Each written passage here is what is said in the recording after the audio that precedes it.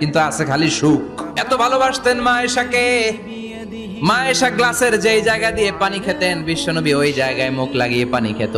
মা আয়েশা গোশতকে হাড্ডি ফেলে দিলে বিশ্বনবী ওই হাড্ডিটা নিয়ে চষতে শুরু করে দিত। এক বালতি থেকে পানি নিয়ে দুইজনে গোসল করত। আবার বিশ্বনবীর সাথে সাথে মাঝে মাঝে বায়না ধরতো, মাঝে মাঝে রাগও করতো। বিশ্বনবী বলেন, আয়েশা কখন তুমি রাগ করো, কখন তুমি আমারে ভালোবাসো আমি বুঝি। মা আয়েশা বললেন, কেমনে বুঝেন? বিশ্বনবী বললেন, যখন তুমি রাগ করো তখন নামাজের পরে দোয়ার মধ্যে বলো, ও ইব্রাহিম আলাইহিস সালামের আল্লাহ আপনি আমার উপর দয়া করেন, তার মানে তুমি রাগ করে আছো, আমার নাম নাও নাই। আর যখন আমার উপর খুশি থাকো নামাজের পরে দোয়াতে বলো, মুহাম্মদ সাল্লাল্লাহু আলাইহি ওয়াসাল্লামের আল্লাহ আপনি আমাদের উপর রহমত করেন, তার মানে খুশির সময় তুমি আমার নাম নাও, রেগে গেলে অন্য নবী দিয়ে দোয়া সাইরা দাও, রেগে গেলে আমার নামটা নাও না। মা আয়েশা বলে, নবী গো আমি তো শুধু নামটাই মুখ দিয়ে নেই না, কিন্তু কলিজা থেকে তো আপনারে বাদ দিতে পারি না।